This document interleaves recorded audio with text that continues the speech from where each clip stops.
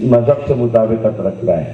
یہ میں آپ کو بتاؤں، یہ سارے آرٹیکلس کا، اور ان کا یہ کہنا ہے، کیونکہ جسٹس صاحب بیٹھے ہوئے ہیں تو ان کا کہنا ہے کہ shall be so applied to the extent that they are not repugnant to the provisions of the Constitution of Pakistan and the Sharia law. یہ جو ریزرویشن، اب ریزرویشن کس پہ ظاہر کی؟ آرٹیکل 3 پہ ظاہر کی ہے، آرٹیکل 6 پہ، آرٹیکل 7، 18 اور 19 پہ.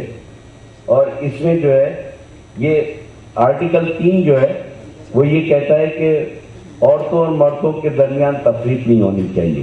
کیا ہمارا اس مذہب اجازت دیتا ہے کہ تفریق ہونی چاہیے؟ یہ ہم تو تعریف کر رہے ہیں ان کی کہ انہوں نے ریٹیفائی کیا ہے، لیکن دھوکہ کس طریقے سے دے رہے ہیں کہ وہ کہہ رہے ہیں مردوں اور عورتوں کے درمیان جو تفریق نہیں ہونی چاہیے اس پہ ہم دستخط نہیں کریں گے، ہم دیکھیں گے کہ یہ ہمارے آئین سے یا اسلام سے مطابقت رکھتا ہے یا نہیں رکھتا ہے. اسی طرح آرٹیکل 6 ہے رائٹ ٹو لائف بتایا تھا، آرٹیکل 7 ہے ٹارچر پہ. یہ عافیہ صدیقی کے کیس سے بہت تعلق رکھتا ہے ٹارچر پہ، کہ ٹارچر کرنے کا اختیار انہوں نے اس طرح رکھا ہے اپنے پاس کہ کسی کو پتہ نہیں چلتا. بچوں سے جدا کرنا اور پھر تحویل میں رکھنا اور جیل کے اندر مسلسل تنہائی میں رکھنا، یا جو واقعات لوگ بتا رہے ہیں میں تو نہیں زیادہ بتا سکتا، لیکن اس میں اتنے بہیمانہ ٹارچر سے گزرنے کا. اور یہ کہتے ہیں کہ ٹارچر جو ہے اس پہ بھی ہم یہ ریزرویشن رکھتے ہیں اور ہم دیکھیں گے، اور ہم یعنی یہ اس کی مخالفت کر رہے ہیں کہ ہم ٹارچر کے ڈکلیریشن پہ دستخط نہیں کریں گے. یہ مطلب ٹارچر جو ہے پاکستان کے کانسٹیٹیوشن میں آرٹیکل 14(2) کے تحت جو ہے پروہیبٹ ہے کہ ٹارچر نہیں کرنا چاہیے. اسلام تو کسی طریقے سے ٹارچر کی اجازت نہیں دیتا، یعنی بنیادی یہ تصور میں ہی نہیں ہے. لیکن یہ گورنمنٹ کس طرح کہہ رہی ہے کہ ہم ٹارچر کے اس پہ دستخط نہیں کریں گے. وہ تو بڑے اس کا انہوں نے کہا ہم ریٹیفائی کرتے ہیں لیکن ٹارچر تو ہم نہیں مانیں گے. اور اسی طریقے سے انہوں نے آرٹیکل 18، 19 اور بہت سارے دوسرے آرٹیکل ہیں جس کو انہوں نے کہا کہ ہم دستخط نہیں کریں گے. 18، 19 کا بھی تعلق جو ہے فریڈم آف ایکسپریشن اور دوسری چیزوں سے. ایک اور انہوں نے کہا کہ جیسے یہ ٹارچر کے قانون کے مطابق ہے کہ article 4 criminalization of law in domestic law. یعنی آپ یہ دیکھیں کہ اس ICCPR کے تحت یہ کہا جاتا ہے، اور جس ایک اور دوسرا طریقہ ہے وہ ٹارچر کے خلاف ہے، وہ کہلاتا ہے کیگ، کنونشن اگینسٹ ٹارچر. اس کو ریٹیفائی کیا. اس کے تحت آرٹیکل 4 جو کہ شروع ہوتا ہے اس میں باقاعدہ کہا جاتا ہے کہ آپ ٹارچر کو قانون کے اندر کرمنلائز کریں گے، یعنی قانون کا حصہ بنائیں گے آپ، اور اس کو مجرمانہ فعل قرار دیں گے. آج تک پاکستان کے قانون میں کہیں نہیں لکھا ہوا ہے ٹارچر جو ہے وہ جرم ہے. میرے اتنے بڑے بڑے وکیلوں سے بات ہوئی، اب ایک وکیلوں کی طرف سے موومنٹ کی بات، کسی کو یہ نہیں پتا کہ پاکستان کے قانون میں ٹارچر کے خلاف کچھ نہیں ہے. بے انتہا پولیس والے گرفتار ہوتے ہیں اور وہ سب جو ہیں وہ ٹارچر میں گرفتار ہوتے ہیں، کیونکہ قانون نہیں ہے تو اس لیے رہا ہو جاتے ہیں. ٹارچر کی جگہ ان کے پاس ہے ہرٹ، 398 آرٹیکل ہے، شاید صدیقی صاحب بتائیں. اس میں ہرٹ کا لفظ ہے HURT، یعنی ضرب لگانا. انگلی بھی کٹ سکتی ہے ضرب میں، کوئی دو آدمی ایک دوسرے کو مار سکتے ہیں. لیکن اسٹیٹ ایجنٹس کو، یعنی اسٹیٹ ایکٹرز کو، پولیس والے ہیں، ملٹری والے ہیں، دوسروں کو اس کے اندر کہیں فریم نہیں کیا گیا ہے کہ اگر ان کی تحویل میں ہو یا ان کی ایما پہ ہو تو وہ ٹارچر ہے. وہ کہیں نہیں بتایا گیا. اب یہ اس بات کو بھی نہیں مان رہے اپنے تحت. یہ کہتے ہیں کہ ہم ٹارچر کو قانون کا حصہ نہیں بنائیں گے. اس سے بڑا کیا جرم ہو سکتا ہے کہ آپ کے نزدیک شہریوں کی کوئی حیثیت ہی نہیں ہے. ایک اس طریقے کا ریوڑ ہے کہ اس کو جو ہے وہ ٹھیک ہے ریاست کے اوپر بیٹھے ہوئے ہیں جو بھی حکمراں ہیں، یہ تو شاید حکومت میں جو الیکٹ ہو کر آئیں یہ حکمراں نہ ہوں، لیکن دوسرے سارے ادارے حکمرانوں میں آتے ہیں. وہ اس بات کی اجازت ہی نہیں دیتے کہ لوگوں کو آزادی سے دیں یا ان کے انسانی حقوق کو تسلیم کریں. یہ بہت ساری اس میں کلازز ہیں، میں اتنی تفصیل میں نہیں جاؤں گا، لیکن یہ ساری باتیں ہیں کہ جس کے اوپر غور کرنا ہے. اور انسانی حقوق کی تنظیموں کو، وکلا کو، اکیڈمکس کو، جورسٹ کو جو ہے مل کے کوئی نہ کوئی چھوٹا موٹا کوآرڈینیشن یہ ہونا چاہیے کہ ہم کس طریقے سے چیزوں کو ڈاکومنٹ کریں. جہاں احتجاج بہت ضروری ہے اس کو ڈاکومنٹ کرنا بھی بہت ضروری ہے. اگر عافیہ صدیقی صاحبہ کا کیس لے کے چلیں تو ہم نے ڈاکومنٹ کیا ہے، یا ڈس اپیئرنسز جو بلوچستان میں اور صوبہ سرحد میں ہو رہے ہیں اس کے اوپر ہم ہر کیس کو جو ہے وہ اس کی تفصیلات لے کے لکھتے ہیں، اور اس کے قوانین کی کیا خلاف ورزی ہوتی ہے وہ بہت ضروری درج کرنا ہو، یعنی ڈاکومنٹ بنائیں تاکہ وہ لیگلی بھی بیٹل کے لیے کافی ہو، اور ویسے احتجاج کے لیے جب ڈاکٹر عافیہ صدیقی صاحبہ کے لیے کیا تو بیرسٹر اقبال جعفری صاحب نے فوراً اس کو جو ہماری ارجنٹ اپیل تھی اس کو پٹیشن کے انیکسچر کے طور پہ بنا دیا، یا اس کو پارٹ آف دی پٹیشن بنایا انہوں نے.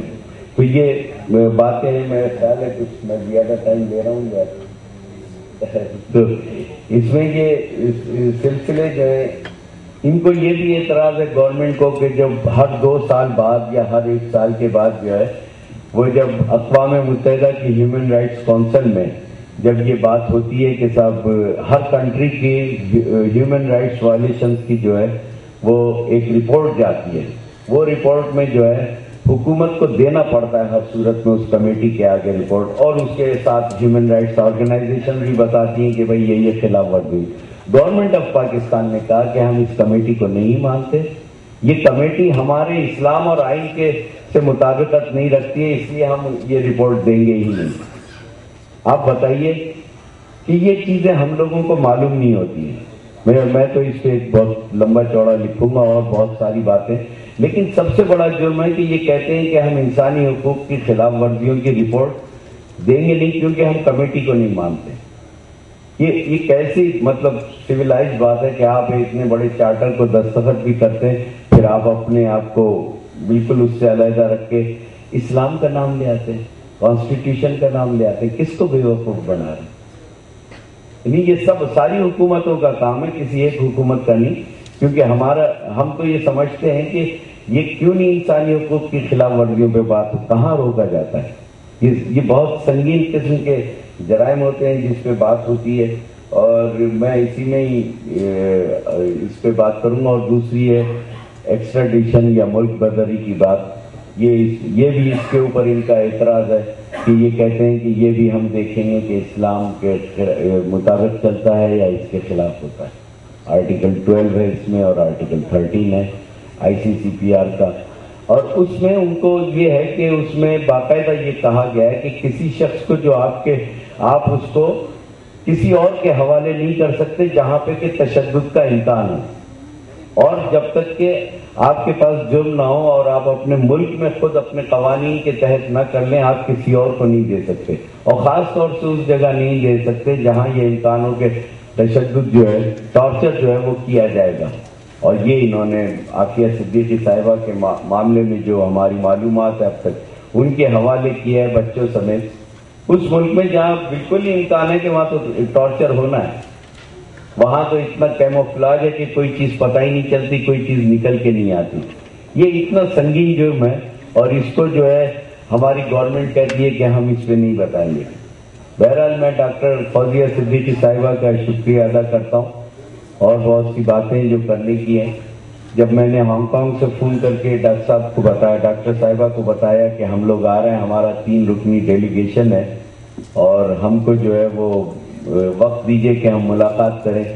ڈاکٹر صاحبہ تو بالکل مطلب اتنا خوش ہوئی جیسے کوئی چھوٹی بہن ایک دم اپنے بڑے بھائی کے بارے میں سن کے خوش ہوتی ہے. تو یہ بہت خوش ہوئی اور انہوں نے کہا نہیں آپ کیا اس کی بات کرتے ہیں، آپ کھانا کھائیں یہ کریں. میں نے کہا نہیں ہمیں تو 1 گھنٹے کے لیے ملیں گے. تو کہتی ہے نہیں میں سیمینار رکھ دوں گی آپ کے لیے فوراً. اور ہم وہاں سے نکلنے والے تھے، خیر ڈاکٹر صاحبہ نے سیمینار کا اہتمام کیا. 1.5 گھنٹے بعد پھر مجھے بتایا کہ سیمینار کا ہو گیا ہے، اور بالکل اس میں یہ میں اس بات پہ بہت شکریہ ادا کرتا ہوں.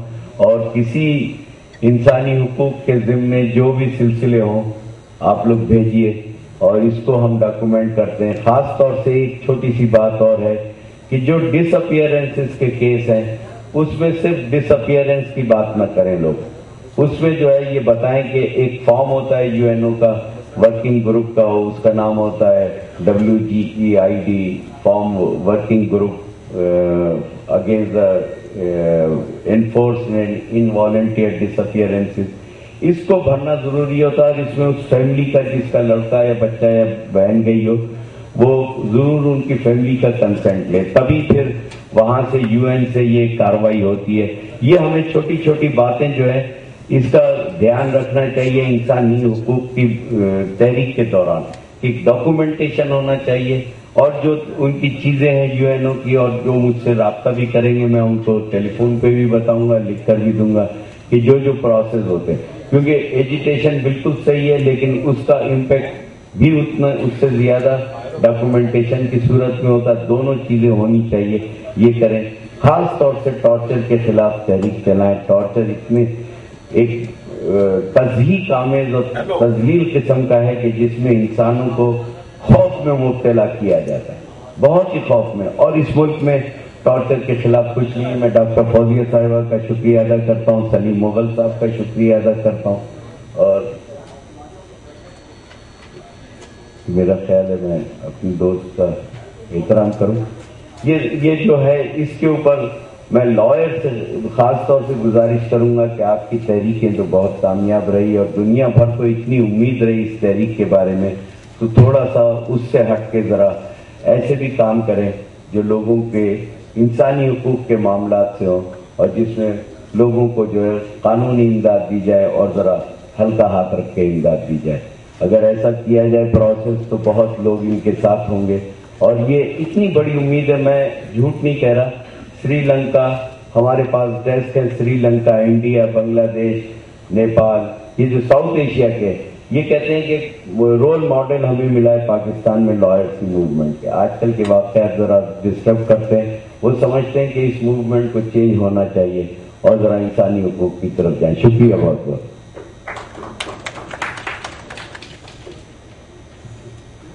انسانی حقوق، قانونی پیچیدگیاں، ٹارچر، حکومتی رویے، ہماری ذمہ داریاں، اور ایسے بہت سارے موضوعات جو وسیع روی صاحب کی تقریر میں جا بجا ہائی لائٹ ہوئے۔ میں ان کا شکر گزار ہوں، وہ تشریف لائے اور انہوں نے بہت اچھی گفتگو کی، اور اس میں اس طرح سے ریسورس مٹیریل بھی فراہم کیا انسانی حقوق کی تنظیموں کے لیے، کام کرنے والوں کے لیے۔ ایک بات میں